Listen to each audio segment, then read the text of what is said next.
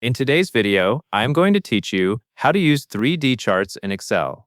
In this tutorial, you will turn a small table of numbers into a clear visual chart that adds depth and emphasis using Excel's 3D chart options. First, you need to select your data range.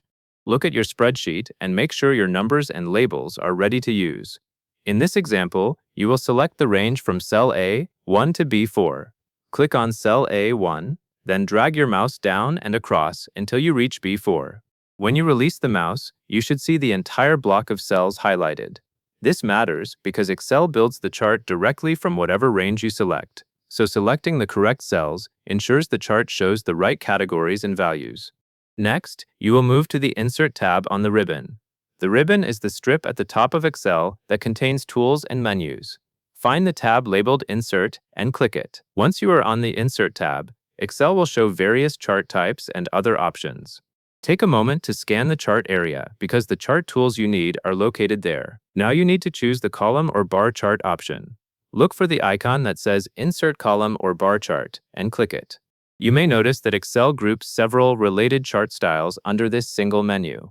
This step is important because 3D clustered column charts are designed for displaying values as vertical columns, usually comparing categories across the horizontal axis.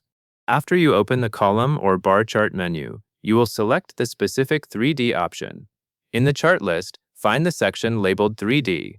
Within that section, select 3D clustered column. Click that option to apply it to your selected data. As soon as you click it, Excel will insert the 3D clustered column chart into your worksheet. At this point, your chart should appear on the screen. The chart will display multiple columns, grouped by category, with a three-dimensional look. This 3D style uses depth and perspective to make the bars stand out. If the chart does not appear exactly where you expected, that can happen when your worksheet layout is crowded, but the chart should still be inserted based on your selected cells. Once the chart is in place, take a quick moment to confirm that it matches your data. Check that the labels along the axis correspond to the category names from your selection, and check that the column heights correspond to the values. If something looks off, the most reliable fix is to reselect the correct data range and apply the chart again.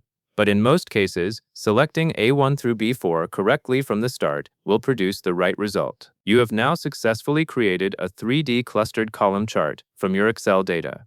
This approach is useful when you want a quick visual comparison of values across categories, and the 3D effect can make the chart feel more prominent in reports or presentations. And that is all there is to it. That covers everything you need to know.